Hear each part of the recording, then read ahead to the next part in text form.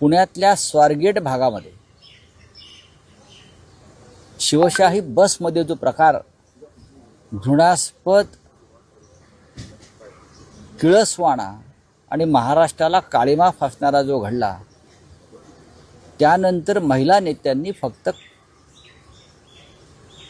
आपल्या काय म्हणतात त्याला थातुरमातुर भाष्य केलेलं आहे.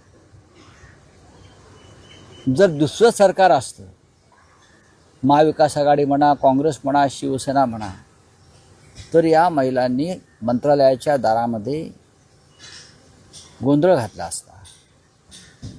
एका महिलेवर, जी लाडकी बहीण आहे तुमची, 1500 रुपये दिले महिन्याला, म्हणजे तुम्ही तिची अब्रू विकत घेतली का? महिन्याला 1500 रुपये दिले म्हणून तुम्ही गुंडापुंडा ना विकृतांना आमच्या बहिणींचं वस्त्रहरण करण्याचं लायसन दिलं आहे का? कोण आहेत पुण्याचे पालकमंत्री?